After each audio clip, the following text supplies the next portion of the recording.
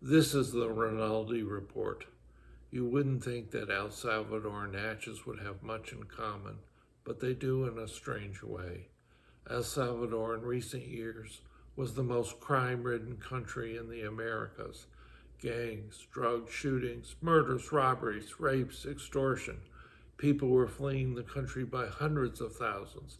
Businesses were closing. The economy and society were in turmoil. The Salvadorian president and his advisors believed the country would completely fall apart if the crime problem was not solved. So, with the cooperation of the courts, prosecutors, police, and military, they charged, arrested, and imprisoned 80,000 criminals, including teenagers.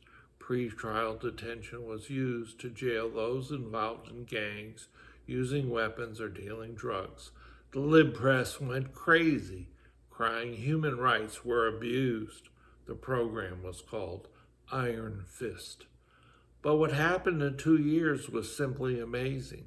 The murder rate dropped by 95%. Overall crime dropped 85%. Streets became safe. New businesses opened. International investors are now planning big projects which will bring jobs and wealth to the country. And people who had left the country started coming back. Today, 2 years later, El Salvador is the safest country in the Americas with the lowest crime rate. There's an obvious lesson for Natchez-Adams County in this story. You will get as much or as little crime as you're willing to allow. Do you want a safe community?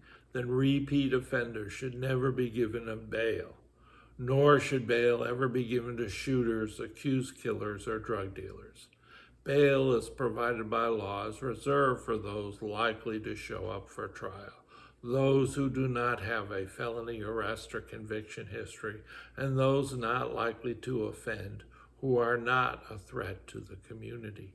Persons convicted of second, third, and fourth felonies should be given maximum sentences without probation or parole, and the 5-year additional sentence, the firearms enhancement, should always be given to those convicted of using a gun while committing a crime. If you want to get rid of crime, then get rid of the criminals. This is Peter Rinaldi reporting.